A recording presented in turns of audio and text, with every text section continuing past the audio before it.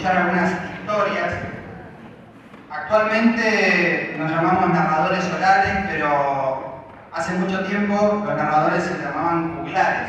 Los juglares andaban por los pueblos, llevaban historias, y esas historias después se recopilaron en libros, y hoy es de los libros de donde nosotros los cuentacuentos, juglares o narradores sacamos las historias. Pero esto que yo les cuento es una introducción nada más, porque a mí particularmente no me gustaba leer, me gustaba más ir al cine. Hasta que fui a ver una película que me gustó que se llama El Señor de los Anillos. Yo salí de ver esa película, El Señor de los Anillos, estaba en el secundario y me decían que no me parecía uno de los personajes de la película, en ese momento tenía el pelo más largo. Y me decían a Frodo que me parecía, ¿no? Entonces, en ese momento, en Mendoza, yo soy de Mendoza, habían matinés. ¿Hay matinés? ¿Han ido a una matiné una vez? ¿Sí?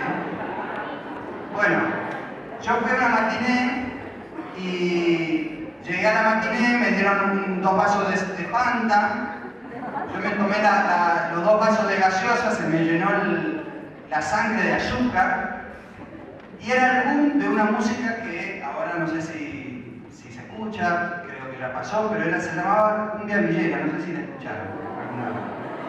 Bueno, era el boom de esa música, les estoy hablando alrededor del año 2000, y se escuchaba, ¿no?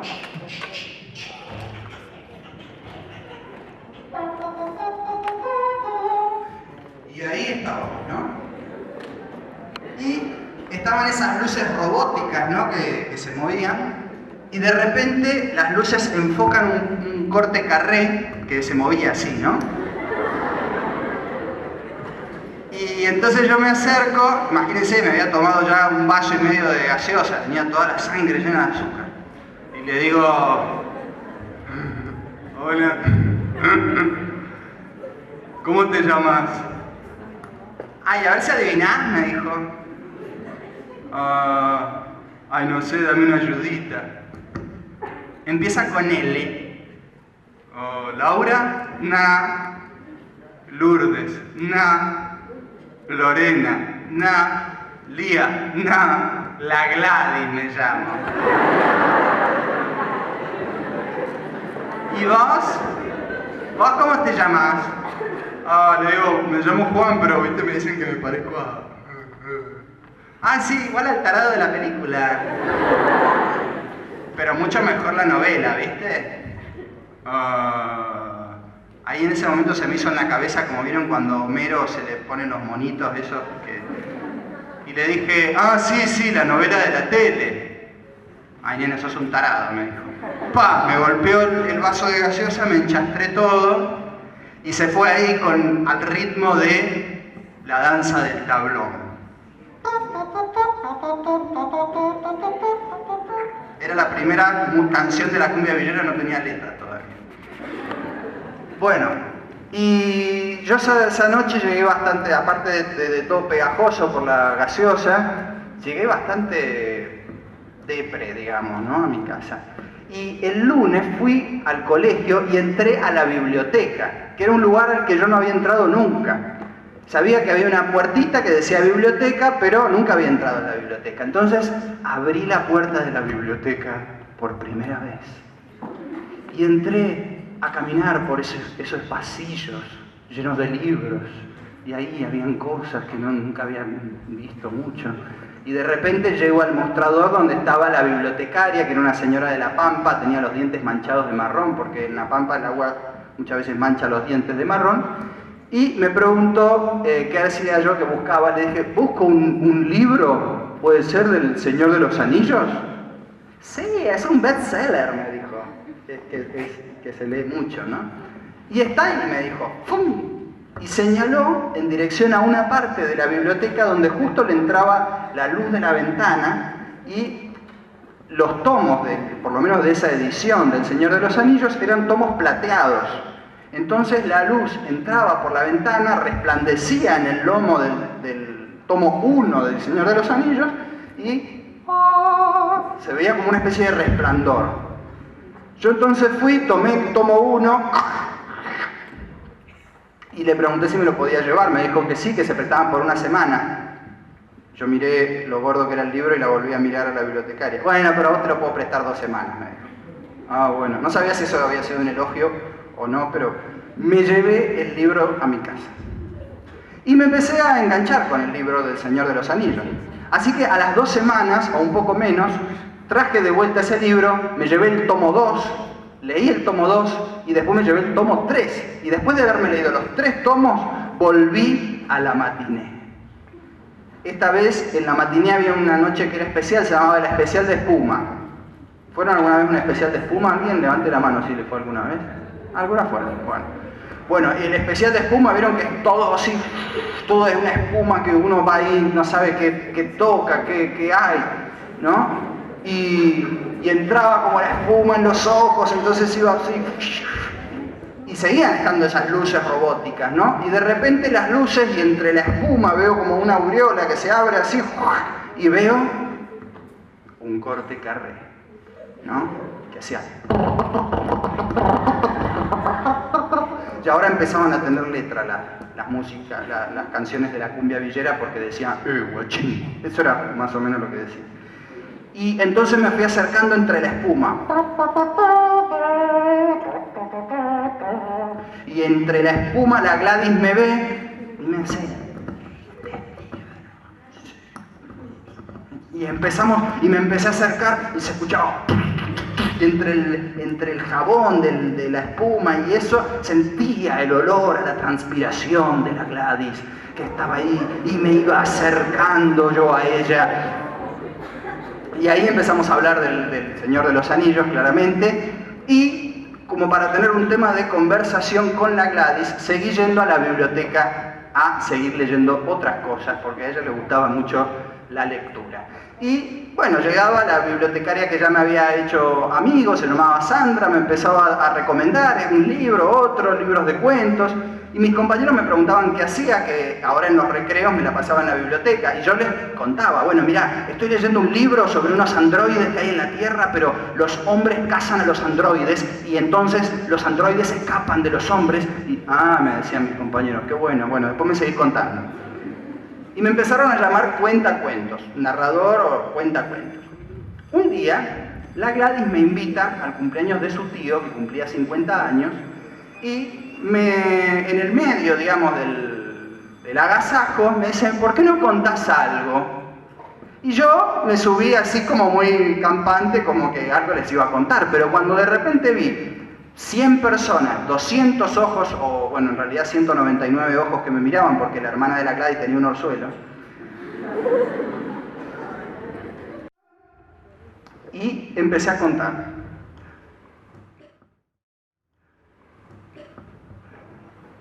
El micro iba por unos parajes de tierras rojizas. No sé por qué eran rojizas, la verdad no sé nada de geología, pero iba por ahí. De repente se detuvo y bajó una mujer, Marisa se llamaba. De atrás se bajó el chofer para ayudarle a Marisa a bajar la valija. Ignoro si hacía calor o frío porque no sé nada de meteorología y además tampoco estaba ahí. El micro arrancó. Marisa empezó a caminar, pero sintió unos dolores muy fuertes en la... Bueno, no sé de ginecología tampoco. Entonces se sentó en la valija que traía. De adentro de la cartera sacó unos, bueno, no sé cómo serían, o catalejos, o binoculares, porque no sé tampoco de instrumentos de visión. Y empezó a mirar. A lo lejos descubrió una figura extraña que se movía. A Marisa se le fue el dolor que sentía porque se levantó. Caminó hacia la figura, o la figura también cambió a Marisa. Visto desde arriba, no sabría muy bien explicarlo porque tampoco sé de geometría. Pero finalmente descubrió, era un hombre. Estaba con muy poca ropa porque se ve que era de alguna... no sé, grupo social, o bueno, no sé de antropología tampoco. Entonces Marisa de adentro de la cartera sacó una cámara de fotos, una cámara de fotos. empezó a regularle el fotómetro, creo que se llama así. Bueno, ella era una muy buena fotógrafa, pero yo no sé nada de cámaras de foto. Se ve que este hombre tampoco sabía porque se asustó, entonces le quitó la cámara de las manos a Marisa. Y después le quitó la ropa. Y después, más tranquilo, se quitó la poca que él traía puesta. Entonces ocurrió algo que no sabría explicárselos muy bien, quizá por falta de experiencia personal en el asunto. No sé mucho y creo que iba por ahí el tema. Perdón si me expreso de una manera incorrecta, es que no sé nada de gramática tampoco. Bueno, la verdad de lo que yo sé es de historias, porque he estado leyendo varios cuentos en estos días, pero mi falta de conocimiento en otras disciplinas me impide continuar este relato. Yo sé que esto merecería un profundo estudio de mi parte, pero no sé nada de epistemología tampoco. Así que solo me queda pedir perdón, o no sé si pedirlo tampoco, porque no sé nada de modales. Ay, cuando me bajé de ese escenario, la Gladys no me quería hablar más, se había ido por ahí. Me sentí tan mal como me había sentido esa noche al salir de la matiné. Así que decidí volver a la biblioteca y empezar a leer todos los libros que habían ahí. Porque empecé a pensar que si yo quería empezar a dedicarme a narrar historias, tenía que comprender el significado de cada una de las cosas que contaba. Así que fui a la biblioteca y le pedí a Sandra que me trajera libros. Le dije, dame libros, manual de Capeluz, libros de cuentos, novelas, y revistas, diarios. Iba al baño y me ponía a leer el champú, lo que decía atrás. No hacía otra cosa más que leer. Me la pasaba leyendo.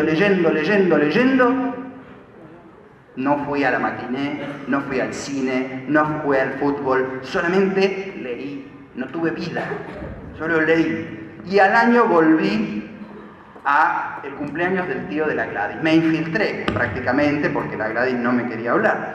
Pero me subí de nuevo a ese escenario y ahora muy seguro de mí mismo les dije: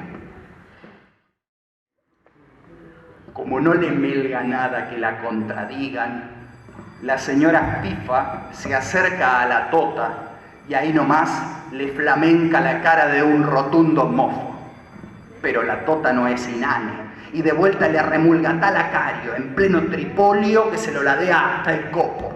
¡Asquerosa!, brama la señora Fifa intentando sonsonarse el ayelmado tripolio que ademenos es desatenrosa. Revoleando una mazoca más bien prolapsa, contracarga a la Crimea y consigue maribolearle un sueño a la tota que se desporronan de agonía y por un momento oradra el raire con sus abroncojantes bocinomias. Por segunda vez se le arropa un mofo sin merma a flamencarle las mecochas, pero nadie le ha desmunido el encuadre a la tota sin tener que alanchufarse su contragofia. Y en eso están cuando doña Fifa contrae una plica de miercolamas a media resma y 4 peticuras que esas no le dan tiempo al vocifugio, cuando se ven presivinir al doctor Feta, que se inmoluye inclótumo entre las gladiofantas. ¡Payajás, payajás! Croner elegantorium, sujetirando las desmecranzas empebufantes. No ha terminado de alar cuando ya le están manocrujiendo el fano, las colotas, el rijo enjuto y las nalcunias. Mofo que arriba y suyo al medio y 4 miercolanas, ¿qué para qué? ¿Te das cuenta?, se interrumpe la señora Fifa. El muy cornaputo, vociflama la tota. Y ahí nomás se recompalmean y fraternulian, como si no se hubieran estado polichantando más de 4 cafotos en plena tetamancia. Así son las tofifas y las fitotas. Mejor es no derrotarlas, porque te desmunen el persiglotio y se quedan tan plopas.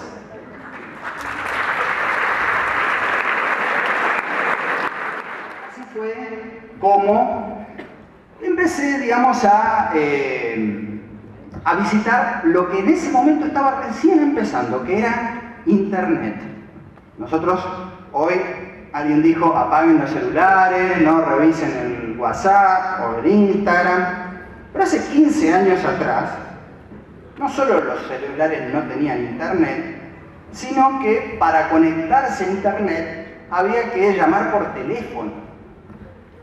Y uno llamaba por teléfono, por ahí algunas profes se acuerdan, y hacían... Y esperabas un rato y te conectabas, allá se acuerdan.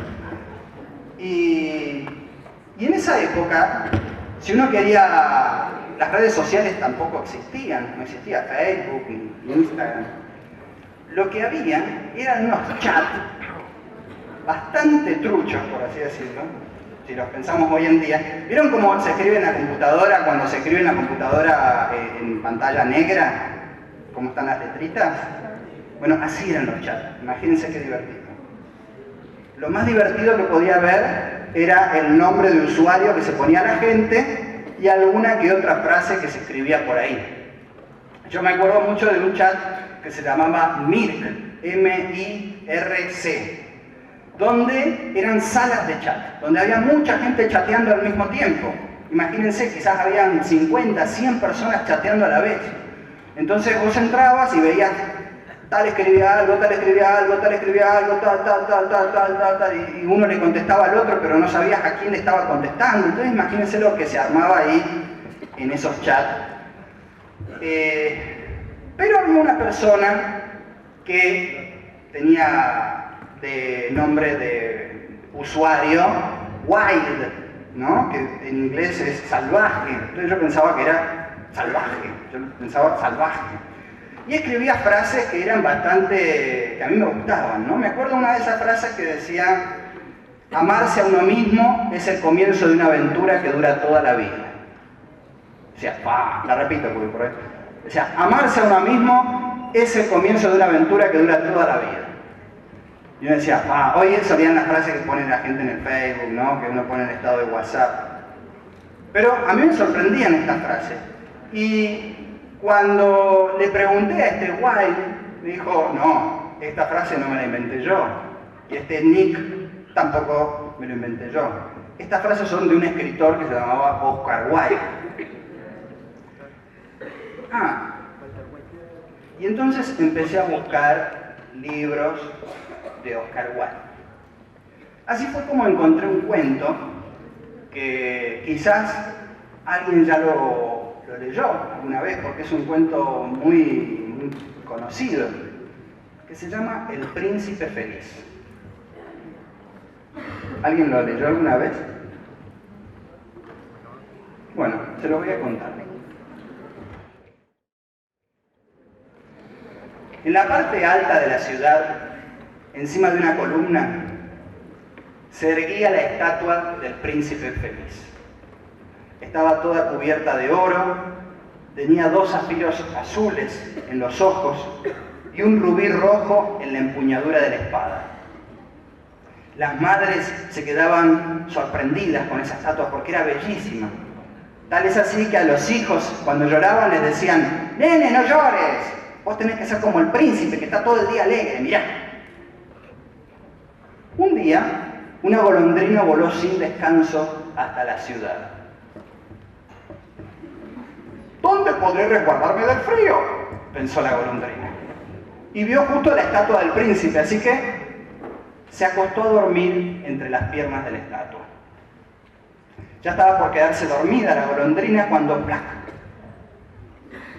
le cayó una gota en la cabeza. ¿Para qué sirven las estatuas si no es para resguardarnos de la lluvia?, pensó.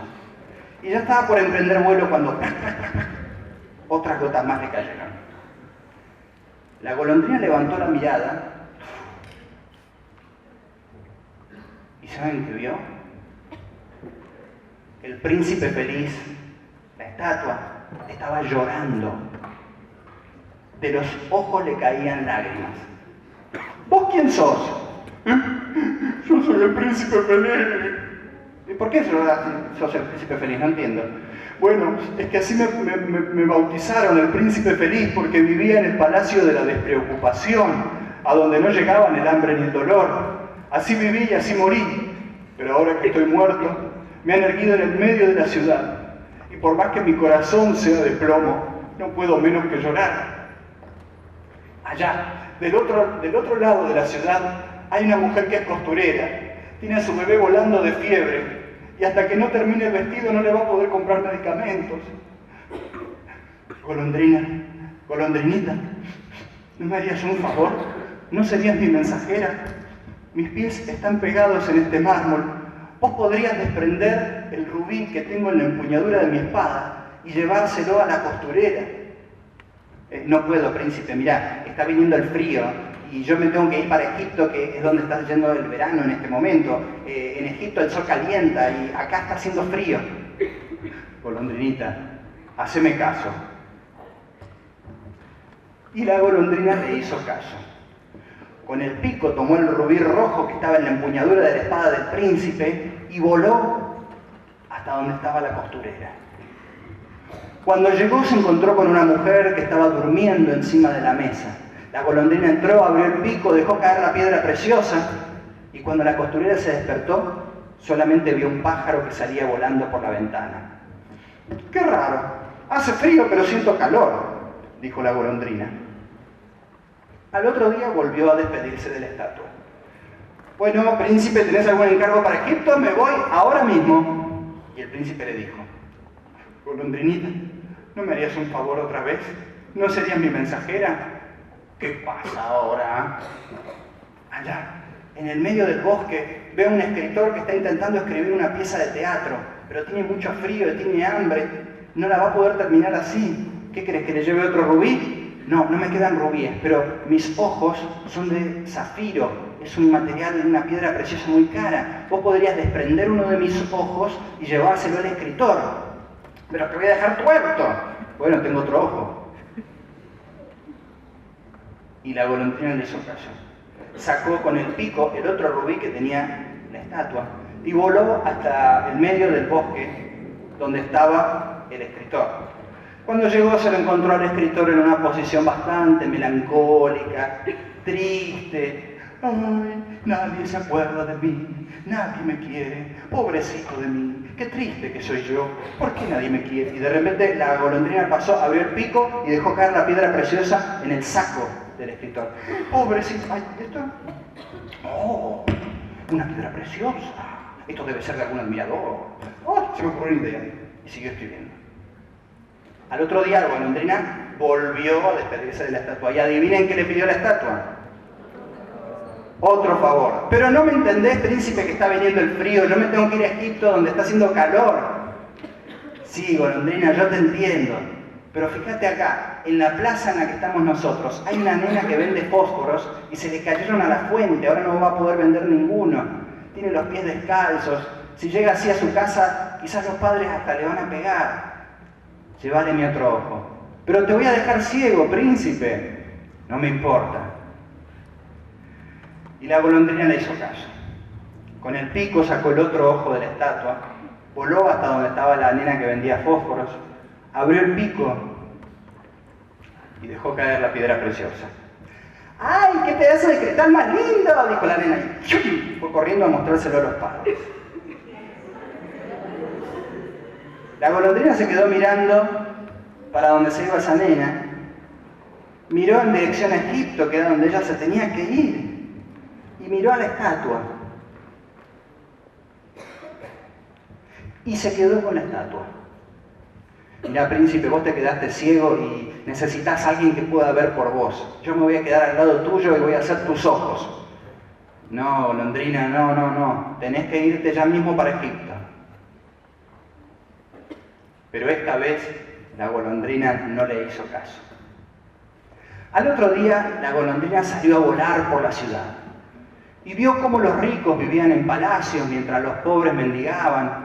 Vio cómo había gente que vivía en la basura, que comía lo que otros tiraban.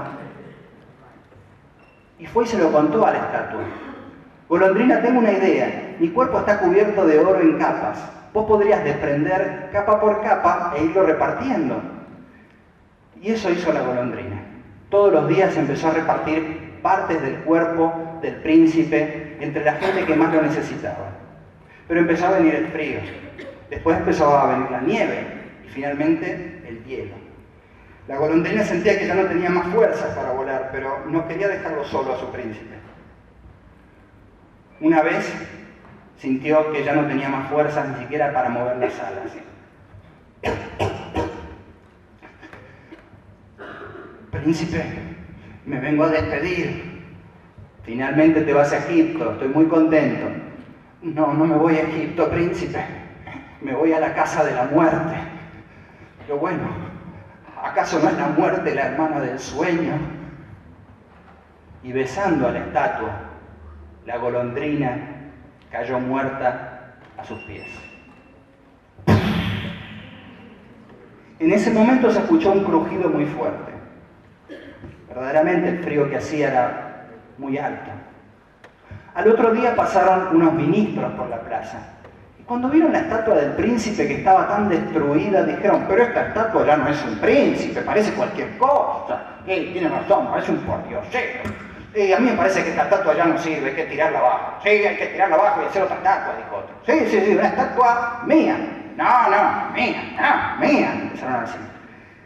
Y la estatua que había del príncipe feliz la tumbaron abajo y los fundidores la derritieron.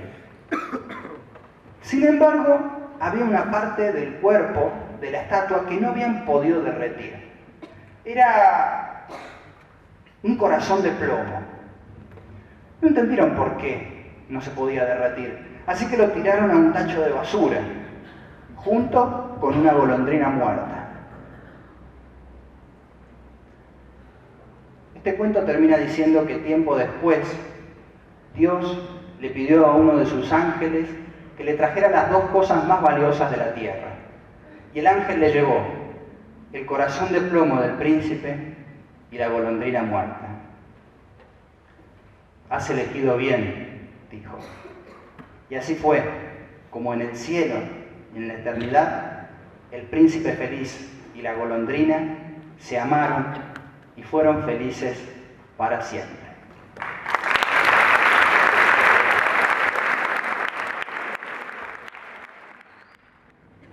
Y esta historia que les acabo de contar recién, El Príncipe Feliz, es una historia que básicamente habla de amor. Pero sabemos que el amor tiene diferentes rostros. Sabemos que tiene sus formas y que también el amor tiene sus deformidades en algunos casos. Por ejemplo, cuando nos gusta a alguien o nos gusta hacer algo que no nos hace bien. Y este cuento que les voy a contar ahora va a hablar sobre un amor de ese estilo. Es un cuento que yo leí en un libro llamado Cuentos de amor, de locura y de muerte. Y lo escribió Horacio Quiroga. Este cuento habla sobre una pareja, que ella se llamaba Berta Ferraz y él se llamaba Luis Mazzini. Venían los dos de muy buenas familias y habían heredado una casa hermosa, muy grande, en medio de una quinta. Y bueno, recién casados, jóvenes, qué mejor proyecto que tener un hijo. Así fue como Luis y Berta tuvieron un hijo. A los 9 meses nació un bebé hermoso, rozagante, lleno de vitalidad. Pero al año y medio de edad, una noche, a ese bebé le agarraron unos violentos sacudones. Al otro día, el bebé había amanecido con la mirada perdida, la lengua chorreando saliva por fuera de la boca y casi no reaccionaba a los estímulos de los padres. Lo llevaron al médico inmediatamente. El médico le dijo, va a poder aprender algo dentro de su estado, pero no esperen mucho más de esta criatura. Los padres quisieron saber por qué motivo el bebé le había sucedido eso, pero el médico no supo decirle si era por algo hereditario de Luis o de Berta. Y ellos volvieron muy tristes esa tarde a su casa. El bebé no mejoró. Entonces decidieron tener un segundo hijo. A los 9 meses volvió a nacer un bebé, tan lindo o más todavía que el anterior. Sin embargo, al año y medio de edad le agarraron los mismos sacudones. Y al otro día, el bebé amanecía igual que el anterior. Luis y Berta creyeron caer en una profunda desesperación. ¿Acaso el amor que se tenían no era capaz de darles un átomo de vida normal? Ya no querían un chico lindo, hermoso, pero querían un chico común, como todo el mundo. Y así fue que en lo más profundo de sus anhelos buscaron una tercera criatura. Esta vez vinieron mellizos. Y punto por punto se repitió lo mismo que en los dos anteriores. Los 4 hijos, las 4 bestias, como ellos lo llamaban, se pasaban todo el día sentados en un banco que había en el patio de la casa. Prácticamente no hablaban, la mirada la sabían tener perdida. Cuando escuchaban ruidos, se reían de una manera que a los padres los asustaba. Los 4 hijos idiotas del matrimonio Mazzini y Ferraz se la pasaban todo el día sentados en el banco del patio. Una noche Luis le dijo a Berta: mi amor, tus hijos están muy sucios, podrías bañarlos de vez en cuando, ¿no? A lo que ella respondió: ¿cómo dijiste? ¿Mis hijos? ¿Que los tuyos no son? Bueno, pero digamos que la culpa seguramente que fue de tu lado de tu familia, no de la mía. ¿Cómo que la culpa fue del lado de mi familia? Imagínense la cantidad de discusiones que empezaron a generarse entre Berta y Luis a partir de estos 4 hijos. Sin embargo, después de las discusiones, después de las peleas, volvían a unirse con ese amor pasional que los había encontrado. Y así fue como Berta volvió a quedarse embarazada. Esta vez nació una niña. Bertita le pusieron en honor a la mamá.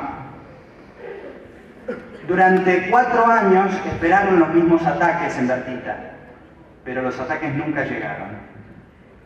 Y así fue que como padres depositaron en esta nueva criatura todo el amor que no habían depositado en los anteriores, llevando a la nena, a Bertita, a los límites más extremos de la mala crianza y de los mimos. Apenas Bertita lloraba un poco, ya los padres dejaban todo lo que estaban haciendo para ocuparse de ella.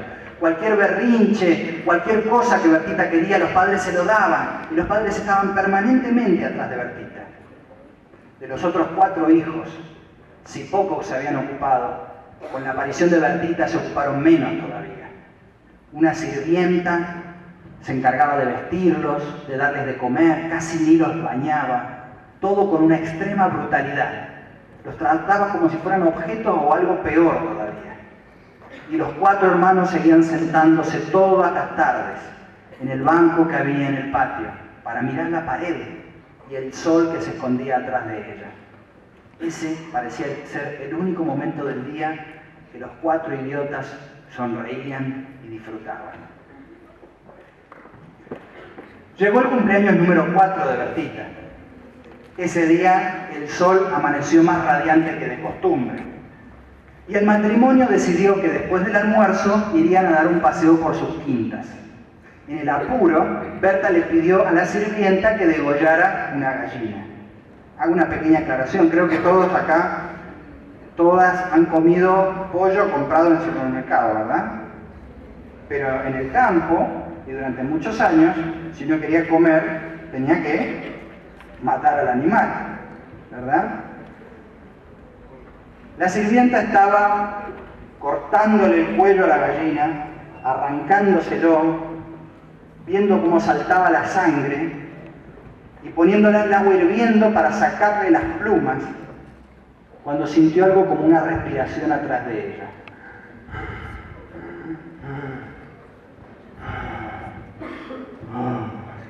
La sirvienta se dio vuelta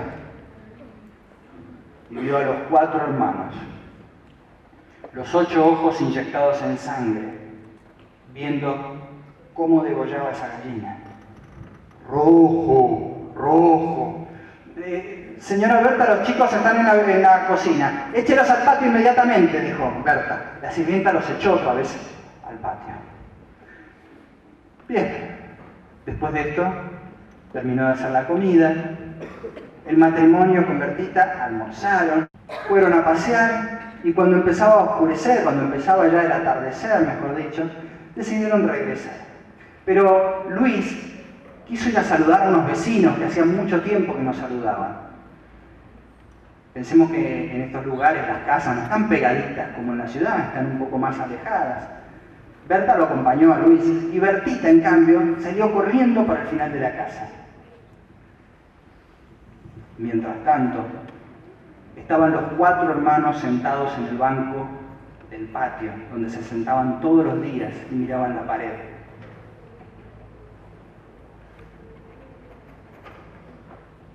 Y de repente vieron que algo se les interponía entre su mirada y el sol. Era la hermana Bertita, que después de 4 horas de excesivo cuidado paternal, quería ver el sol ella sola. La chica era muy inteligente, trajo una silla, se subió, pero no alcanzaba. Entonces agarró un tarro, lo apiló arriba de la silla, y ahora sí, apoyando las manos donde terminaba la pared, empujando y estirando bien la cabeza y el cuello, pudo ver del otro lado el sol. Algo se había iluminado en los 8 ojos que la miraban. De pronto Bertita sintió que la tomaban de una pierna. No alcanzó a decir nada. Uno la agarró bien fuerte del cuello y le separó los bucles como si fueran plumas. Se la llevaron a la cocina. En la casa de enfrente, Luis creyó escuchar que su hija lo llamaba. ¡Bertita! Abrió el picaporte de la cocina y contemplaron todo el espectáculo. En ese momento, Luis y Berta empezaron a llorar tristemente. Y de una vez por todas se dieron cuenta de que el amor que los unía estaba maldito.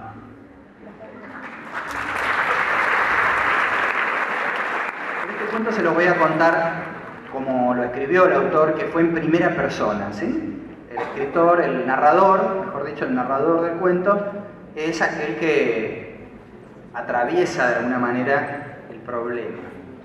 Este cuento comienza así.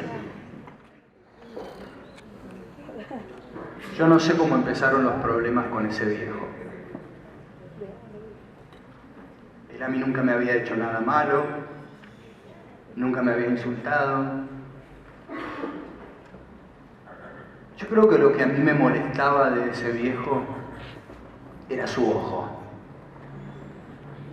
Sí. Tenía un ojo parecido al ojo de un buitre. Cada vez que el viejo posaba ese ojo encima mío, la sangre de todo el cuerpo se me helaba. Y así fue, como día tras día, yo fui concibiendo la idea de matar a ese viejo y deshacerme de su horrible ojo. Todas las noches, cada noche, a la medianoche, yo me iba hasta la puerta de la pieza del viejo y abría lentamente el picaporte.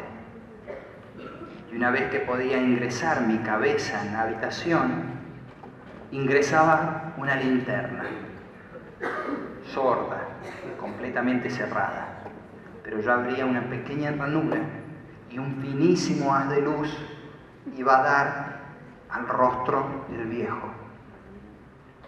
Hice esta acción durante 7 largas noches y cada noche encontré el ojo de ese viejo cerrado, por lo cual no pude, comenzar mi plan siquiera, porque no era ese dulce viejo bondadoso el que despertaba mi ira, sino su horrible y maléfico ojo. La 8ª noche fui con mayor cautela que de costumbre. Mi mano se movía más lenta que el minuteo de un reloj.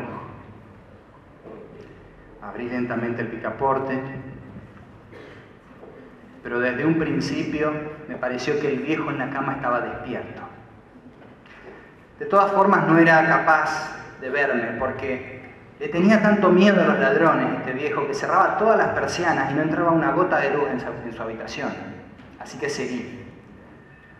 Entré mi cabeza en la habitación, entré la linterna, Estaba por abrirla cuando mi dedo se resbaló contra el cierre metálico y ¿quién anda ahí? El viejo se levantó en la cama gritando.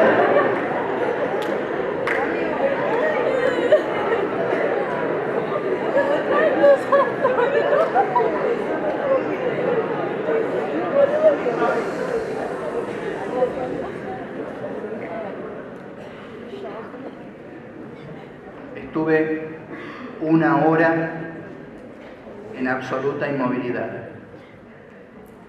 No moví ningún músculo, no hice ningún ruido. Y en todo ese tiempo no sentí que el viejo volviera a acostarse. Transcurrido un momento, decidí abrir una pequeña ranura en mi linterna y un finísimo rayito de luz fue a dar justo sobre el ojo del buitre. Y estaba abierto de par en par. Y yo empecé a ver ese ojo y mi ira empezó a crecer cada vez más.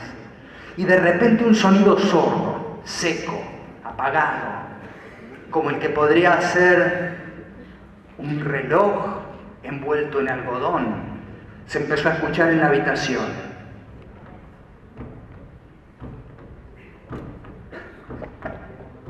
Era el latir del corazón del viejo. Yo empecé a ver ese ojo y mi ira siguió creciendo. Y a su vez el sonido del latido empezó a tomar más consistencia y se empezó a escuchar más fuerte en la habitación. Yo me imaginaba el miedo que estaba sintiendo el viejo en ese momento, porque ni siquiera parpadeaba su ojo. Y mi ira crecía cada vez más. Y el sonido del latido se escuchaba cada vez más fuerte y se escuchaba más fuerte. No pude aguantar. Me tiré encima del viejo, lo tiré al piso y con el colchón lo asfixié. El corazón siguió latiendo unos segundos, hasta que al final paró. Transcurrido un momento, decidí levantar el colchón para mirar a mi víctima.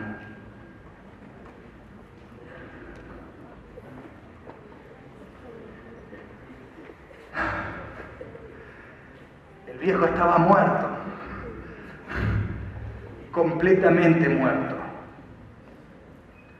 Su ojo no volvería a molestarme.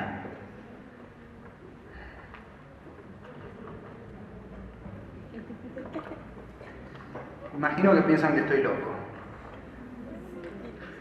Van a dejar de pensarlo cuando les diga cómo escondí los restos del viejo.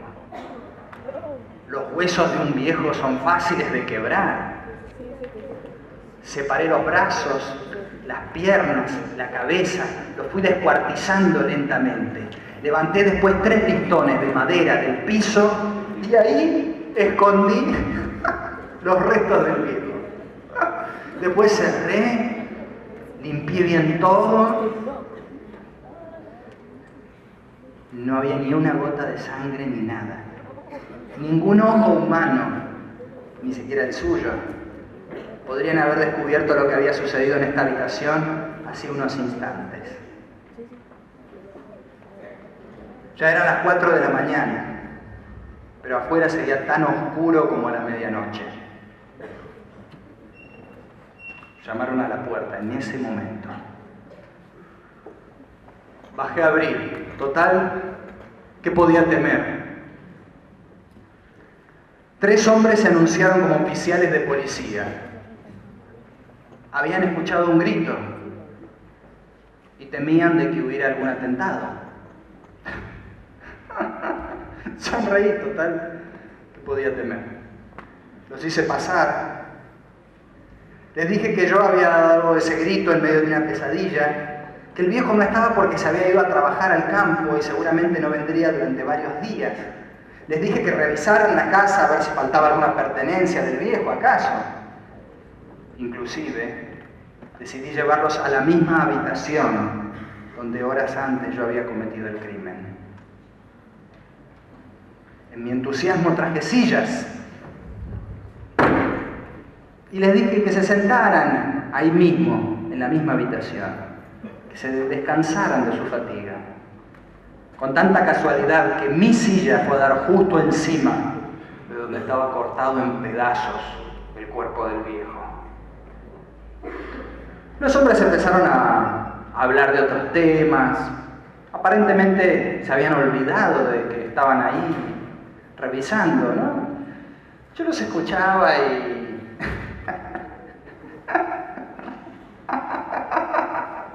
sonreía.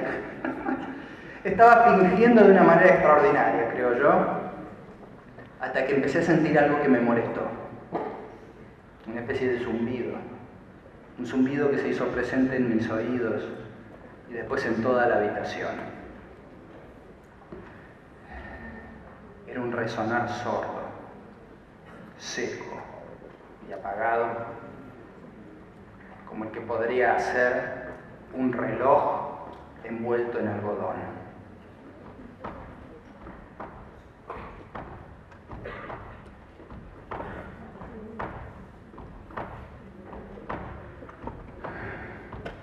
Empecé a hablar con un tono de voz un poco más alto, pero el sonido se empezó a escuchar más. Entonces me levanté de la silla, empecé a caminar por la habitación, gesticulando, haciendo muchos sonidos para tratar de taparlo. Pero los policías seguían como si nada. Yo empecé a preguntarme entonces, ¿es posible que estos policías no estén escuchando este sonido? No, lo están escuchando, se están burlando de mí, están burlándose de mis nervios. Yo estaba haciendo todo lo posible por taparlo y ellos hacían como si nada. A veces necesitaba respirar, me quedaba sin aire y los policías seguían hablando y se escuchaba cada vez más fuerte, cada vez más fuerte. Yo no podía seguir en esa situación, tenía que hacer algo, o gritaba o me moría. Los hombres seguían hablando como si no pasara nada, el corazón se escuchaba cada vez más fuerte y cada vez más rápido. No. Miserables hipócritas, les dije, confieso toda la verdad, yo lo maté, pero levanten estas sillas, levanten estas maderas, ahí está el cuerpo del viejo cortado en pedazos, ahí, y ahí está sonando ese horrible corazón.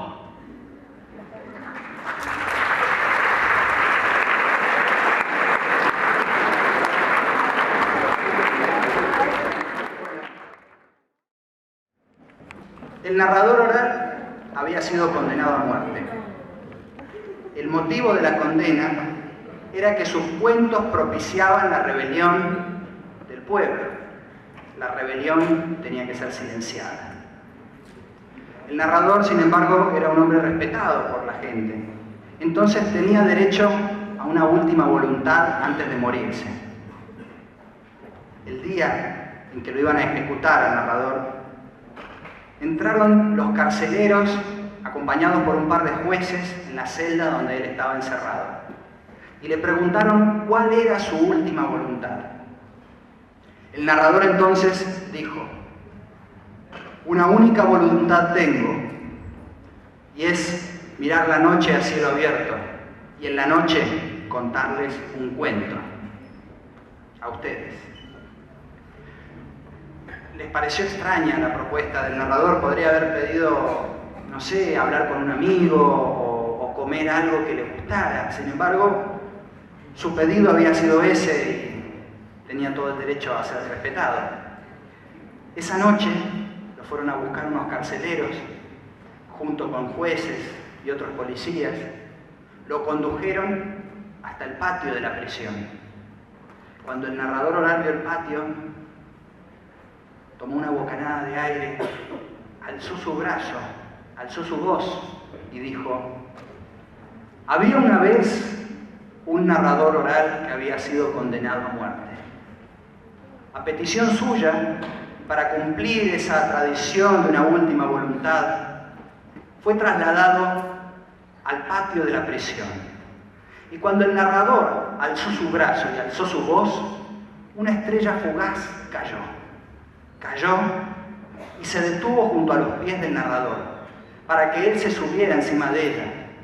Y entonces la estrella fugaz volvió a levantarse y lo trasladó hacia afuera de los muros de la prisión.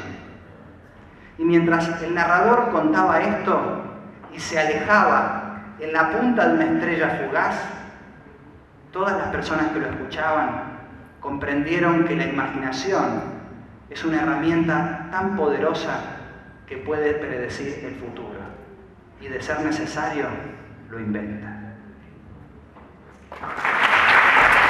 Muchas gracias.